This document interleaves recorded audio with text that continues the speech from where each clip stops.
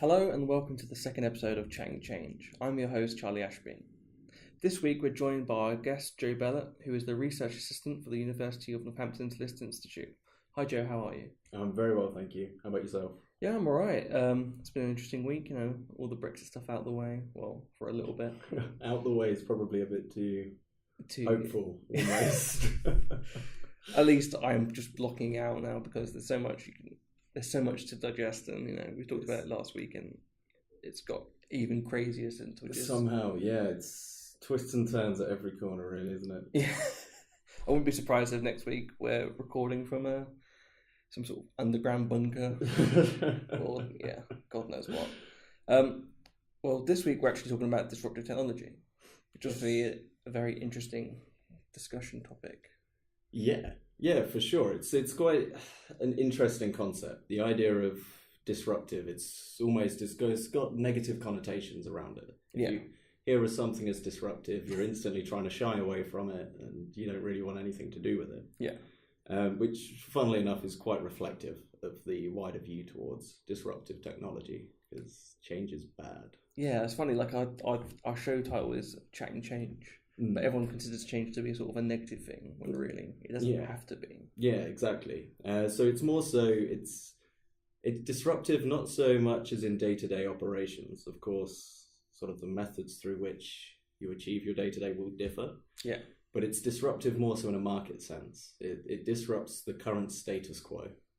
It changes what's generally accepted as good practice or as best practice. Yeah, it's something not to shy away from, really. It's all about what is the next big step we can make to improve efficiency, to improve a general sort of employee satisfaction, if it's making their lives easier. It's generally going to be quite a disruptive, so to speak, innovation. So particularly with disruptive technology, sort of disruptive innovations is more so of an umbrella term, as a catch-up for disruptive things in nature. Okay. But yeah, with technology, it's sort of everywhere at the minute. It's all about what is the next big thing. Are sort of companies like hatching on to whatever, like trying to latch on to whatever's disruptive more now, or? I suppose disruptive is more so what's on the horizon. So companies are trying to come up with the next disruptive thing. Okay. A lot of sort of tech startups that you hear about, they're all trying to shake up what is currently in practice, what's being done. So companies themselves are probably investing quite a lot into research and development around something that can disrupt their sector. As sort of counterintuitive as that sounds to say, stemming from, again, the negative connotations of disruptive. But it is, at the core of it, trying to become more efficient, trying to become more streamlined in their processes. Can you give an examples, like in recent times that someone might know? Someone might know. The common man. I'm not sure if you've heard of, I believe it's Ocado. Yes, procurement company. So what they've done that's quite disruptive is a lot of their warehouses are just fully automated. Oh, okay. You'll go through, you'll see videos online where it is quite a futuristic looking thing where you've got all these robots zooming around and avoiding each other, whereas what would usually be done by, say, 40 to 50 employees picking is now hundreds of robots all running about. I think the only manual interaction people have within those sites are when it comes to packaging everything together at the end. Yeah. So all of the running back and forth to pick locations within the warehouse is done by robots. So what that sort of opens up with in regard to disruptive nature is it's a complete reconfiguration of how warehouses are designed and how they're organized. So obviously when you're considering robots, you don't have to adhere to what are sort of the health and safety standards for people where you can't have things over your head. You don't need sort of a certain amount of width between aisles for forklifts to fit down. So it becomes a smaller operation in just sheer terms of size. But it also becomes more efficient. You've got reduced overhead cost of the actual space you're taking up.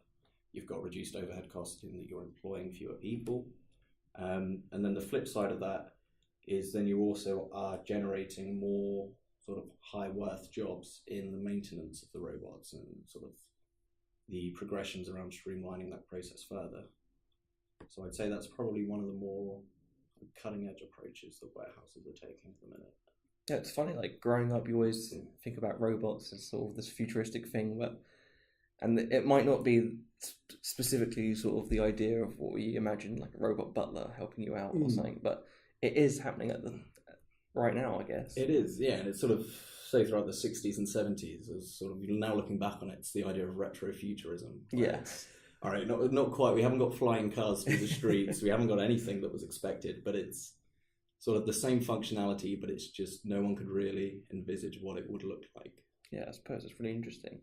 And what you were mentioning about there being new jobs, because obviously, like the idea of robots coming in and stuff, where sometimes it might be a threat for people because there's a lot of jobs that might disappear now due to the fact that, one, like you said, it saves a lot of money in terms of having to have less space and less. Yes, it also opens up sort of larger operational hours, because the good thing about robots is they don't typically get tired of what they're doing, especially in the more manual factory positions where it's repetitive tasks repeated again and again until sort of robotics can catch up on the sort of dexterity required. The jobs are pretty safe, but with the advancements happening the way they are, they're not going to be safe forever, so to speak. But it does open up channels for more sort of interesting jobs for people, and there's more chance for sort of job satisfaction in that regard. So they're not going to be there doing 8-hour shifts of the same repetitive thing. It's more engaging, it's more sort of beneficial. It increases the general workers' skill sets, and just opens us up to a lot more sort of progression as a nation, as a world. So yeah, it's not all doom and gloom, and where one job might go, there's a new job. Yeah, ideally. So one of the issues around that potentially is, of course, well, say you're replacing one person with 5 robots. Is there going to need to be an individual for every 5 robots maintaining them? Oh, okay, yeah. Sort of, there still could be a discrepancy there, but then it sort of the reallocation of assets can occur with those individuals into other jobs that may become necessary down the line, which we haven't quite identified yet, perhaps. Okay, so sort of still looking into those sort of gaps, I guess. How does disruptive technology affect supply chains? So supply chains come in a lot of forms. It's sort of case-by-case requirements. So for instance, there's sort of so you've got different tiers of sort of requirements and ways of going about it. So you can have your entire sort of logistics and distribution processes handled completely internally. So that's called first-party logistics. So if we set up a company tomorrow and we want to just handle everything ourselves, usually it can be quite small scale, or it can just be that is what best suits the company. So say you're dealing with livestock, you're butchering livestock, and you just ship that off to a wholesaler. That would be first-party logistics, where everything's sort of internal. Second-party logistics is where you start involving freight forwarding companies. So when you know where it's going, and you just say, can you please transport this from point A to B on 7th of June at this time. So second-party logistics. Third-party logistics is sort of getting more and more abstracted as we go out. So this is where sort of the company we approach would then outsource our request to another company. So it's would avoid our need of individually contacting and establishing that time. It was sort of a single port of call where we would just contact, similarly relay the same information. So 7th of June this time, point A to B, but then they would find the actual hauliers involved. And now getting towards the more disruptive side of things, and a fairly new concept of fourth-party logistics. Okay. So this is now, instead of us knowing what we're sending and when, we just take a step back, contact a company, and they deal with potentially everything for us. So we say, well, we've got these products, these are the people we're selling to, but past that, it's hands off on our front, and they will sort out the entire logistics operations for you. So that can go through like resource management, infrastructure management, technology management, pretty much the whole process.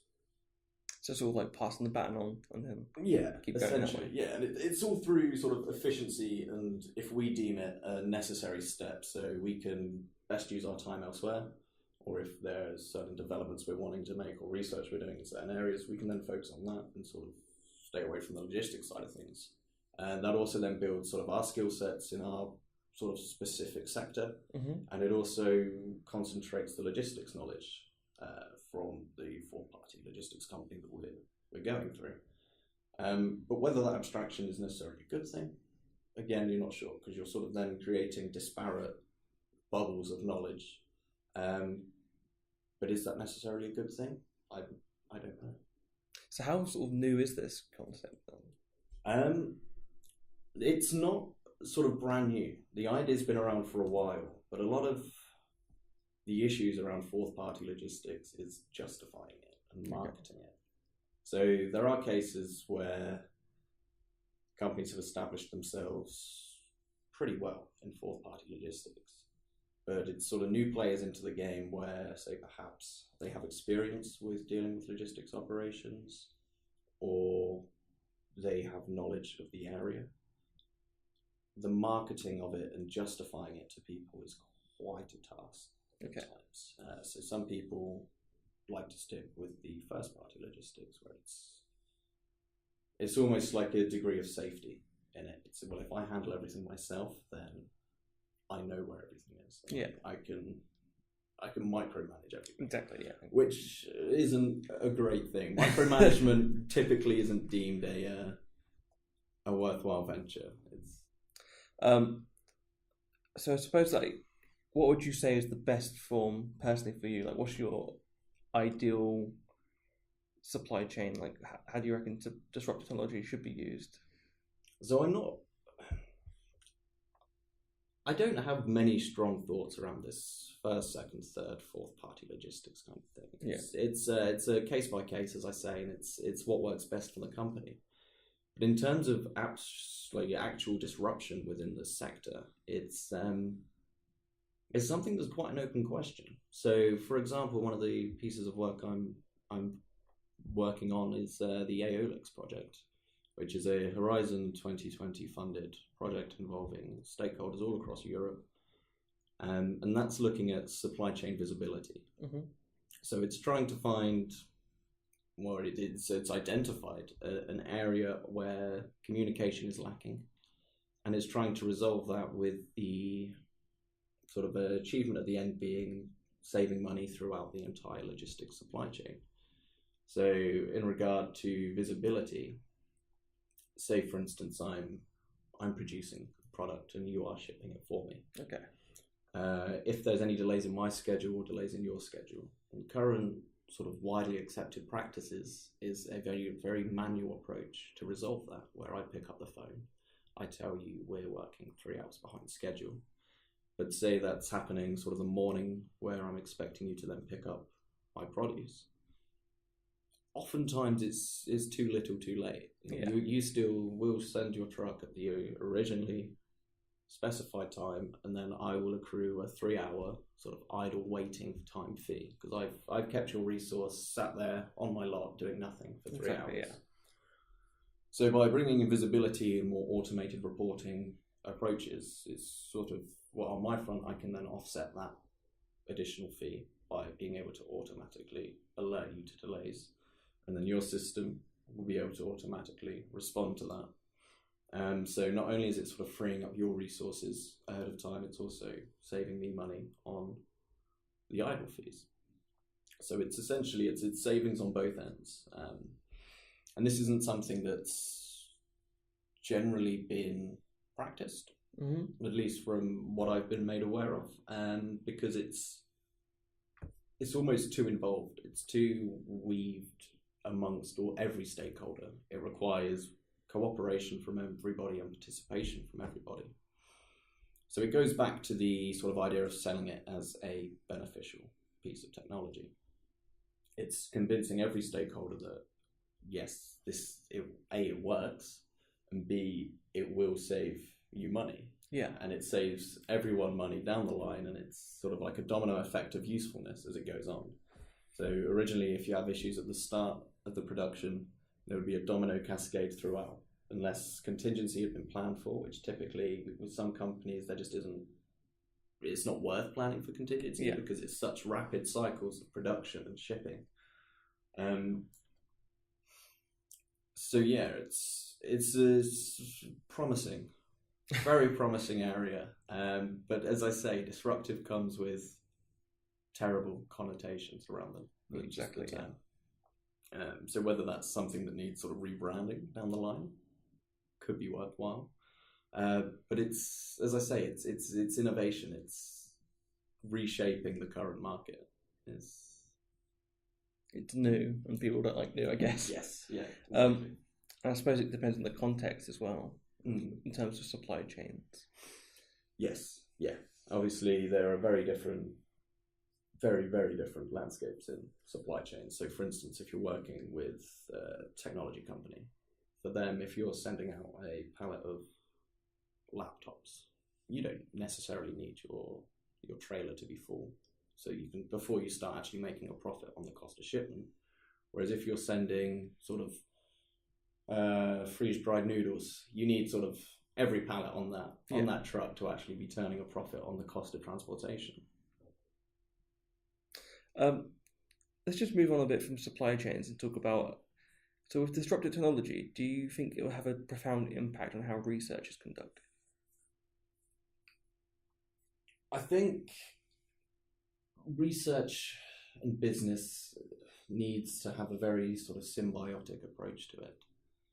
It's something where business practices can learn from academia, but similarly, academia needs to be able to learn from business in sort of, well, probably my biggest takeaway over the past year or so has been just how chaotic business can be. And similarly, academia isn't quite always planning for that. It's sort of functions on a best or worst case scenario. But even those worst cases can't account for the chaotic nature at times of business. So as for the research landscape and how disruptive technology can work with that, there's going to be an impact. Sort of when you're looking at best practices or you're looking at the operational efficiency of things, disruptive technology stands to change that. And so what is currently deemed standard within business is going to shift as disruptive technology becomes more and more prolific. And as soon as a piece of technology is sort of taken up as a new standard or a new best practice, then it's no longer disruptive. Yeah. That is what it is. And then it's just waiting for the next piece of disruptive technology. But there definitely needs to be a shift in research to account for what is on the horizon. It can both help businesses prepare for what's coming, and it can also help the integration of these disruptive pieces of technology by sort of getting the word out there and explaining, well, no, it's not that bad. It's not going to disrupt you. It's just going to make everything smoother. It's a positive, not a negative. Yeah, which is, again, it's probably, I'm quite guilty right now of considering the best case scenario of things. Yeah, exactly. There wouldn't be work being put into this if it wasn't a promising venture. Of course, on any piece of disruptive technology. It's the next logical step. It's how progression is made.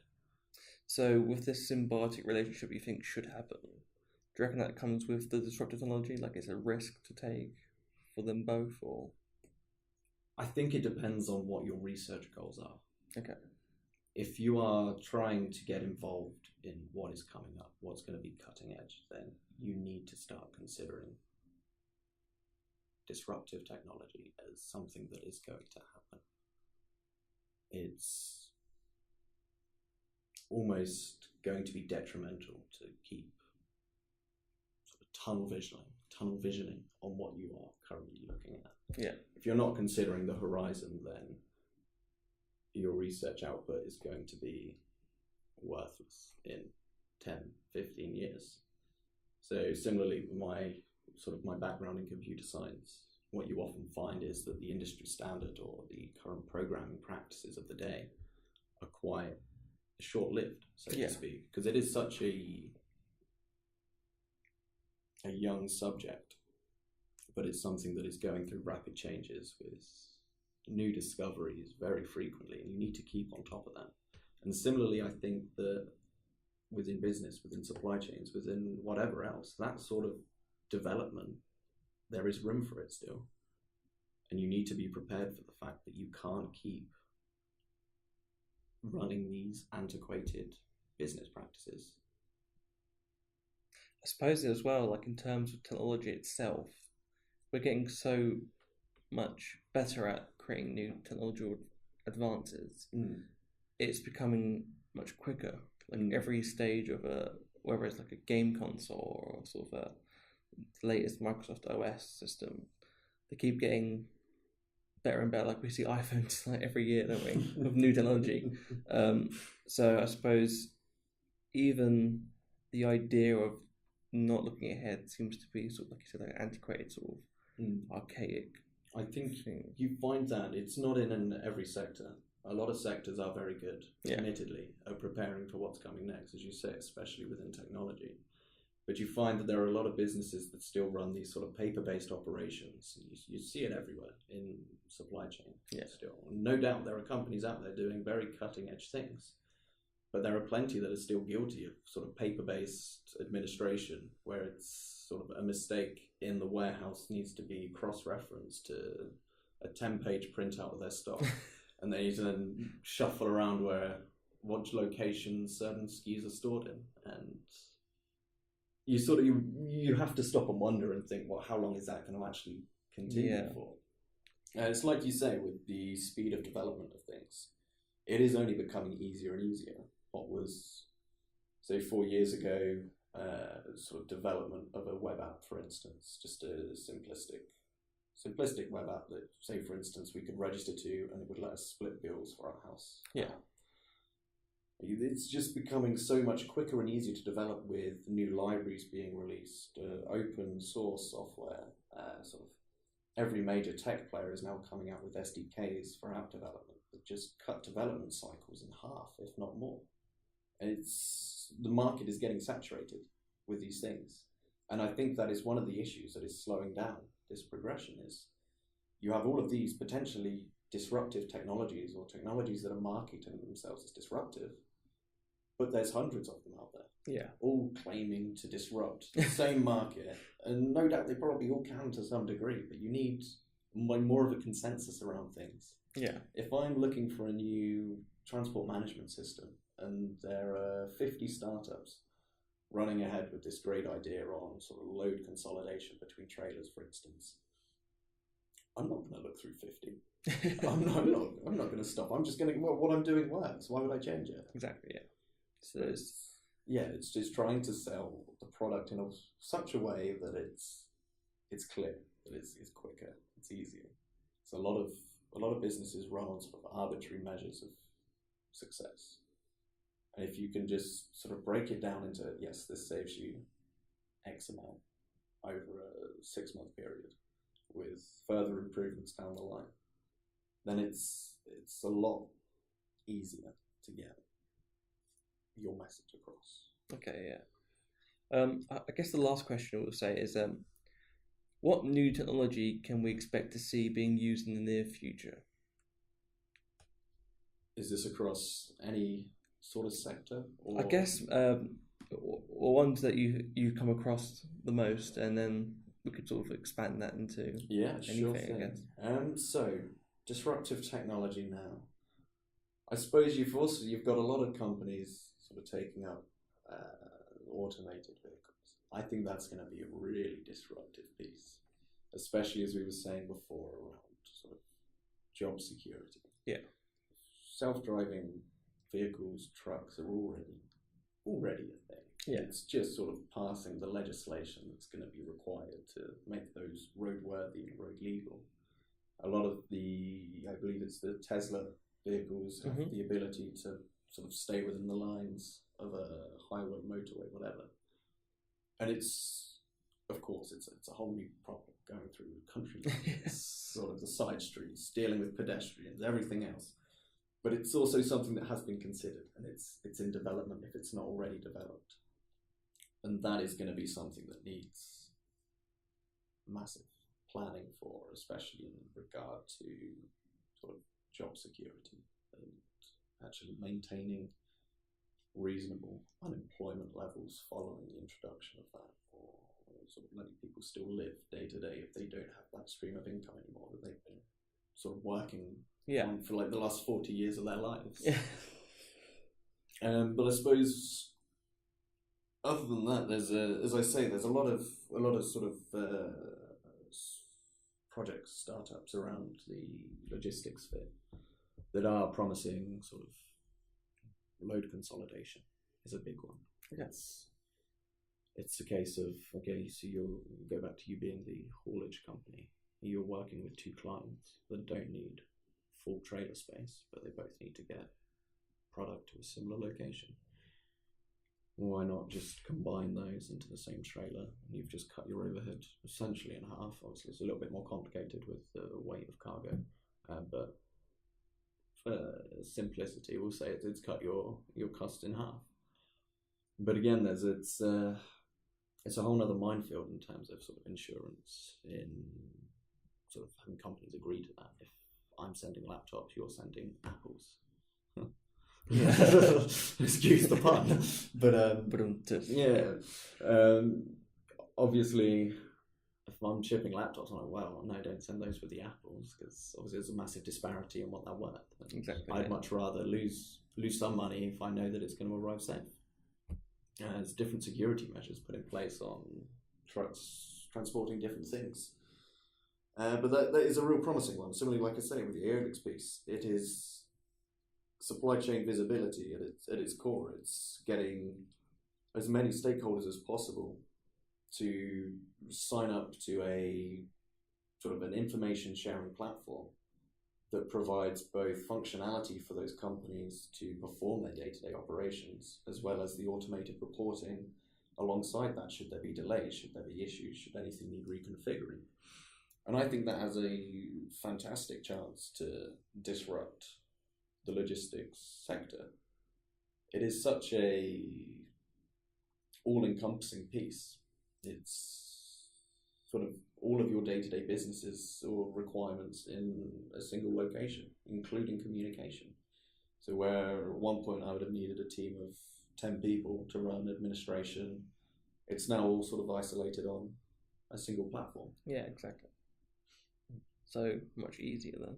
Exactly, it is. It's been very interesting. I suppose as well, I would imagine maybe the more we grow up with this technology and advancements, the more easier it might be potentially in the future. Yes, there is a quite a large sort of social stigma around technology, of people being very almost disdainful towards technology. It's like I say, with people being stuck in their ways. Yeah. They don't want to change because it works. Exactly. Why should I have to spend 10, 20 hours learning this new piece of software when everything works fine as it is and I don't want to change it? It's a generational gap for sure. But then that also opens up, to go slightly off topic, a few issues around in mobility. It's sort of what we're looking at here at the list as well. There is a generational gap in comfort using technology, but that's not something we can ignore. As a society, we still need to tailor these services to individuals that are perhaps not as comfortable using these pieces of technology. Yeah. And that is a big piece of work in of itself, in how can we still keep sort of the tech-phobic, so to speak, members of society integrated to that society without leaving them behind. Yeah, there's no good just saying, well, there you go. Yeah, it's struggle by yourself. We can't sit here and say, well, 60 years, everyone's going to have been brought up with technology and it's not going to be an issue. Yeah. Because it doesn't matter. It's something that we need to work on now and come up with a solution to quickly. It could be that with sort of more smart devices coming out, instinctively it might be adding to the problem, but equally it could be the resolution to it. If I can sort my day-to-day needs out through just something on my wrist, rather than sort of my phone, which has a potentially near infinite number of things I could do on it. Yeah. If you have specialized devices, specialized means, then it's probably less of a barrier of entry, essentially, to the tech sphere. It's something, well, okay, I have this device that I can use to do or sort of procuring transport for myself to get into town. If I have a specialized piece of technology around that, I'm going to be less sort of reserved in using it. Exactly. I imagine, because it's simpler. It's a single piece for a single use. It's what we're used to, essentially. So yeah, sort of a mixture of having to look to the future, but also helping those who help that other people look to the future as well, I suppose. For sure. Or deal with the future. Yeah, and it could be, like I say, splitting functionality out from a main device like a phone to individual special purpose devices. It seems counterintuitive. It's like stepping back because, well, okay, we're trying to get fully integrated in our lifestyles. Like the Internet of Things is kicking off. It's like, yeah, let's make everything's smart. I want a smart toaster. Is admittedly that can be a step too far in my opinion. Yeah. It's unnecessary, but it's also a sign that it's not going anywhere. But the step back being counterintuitive, it lowers that barrier of entry. It's not as daunting as sort of, okay, now I can activate my lights from my phone and my boiler from my phone, and I can toast bread from my phone, and I can turn on my kettle from my phone, I can preheat the oven from my phone, and so on and so forth. Yeah, of course. So it's a big difference between sort of looking, like helping out and just making your life simpler, and then being one of the people from Wall-E. Yeah. Yeah, essentially. As great as that seemed, it's not a sustainable lifestyle, I don't think. Okay, well, unfortunately, I think that's all we've got time for this week. Thank you, Joe, for joining us today. No, thank you for having me. Where can people find you to discuss these matters further? Have you got like a social media link or? Yes, you'll be able to find me on LinkedIn under Joe Bellott, as BELLOT. Similarly, you can contact me via email, joe.bellott@northampton.ac.uk. Okay, great. As always, we want to thank both the University of Northampton List Institute and Societal for helping create this podcast. You can find them on Twitter for Societal, it's @societal_, and for the List Institute, it's @Uni4Logistics. You can also find them on Facebook and LinkedIn. To find out more about us, visit our website, which is www.societal.org.uk. Well, again, that's all we've got time for this week. Thank you for listening. We'll be back soon.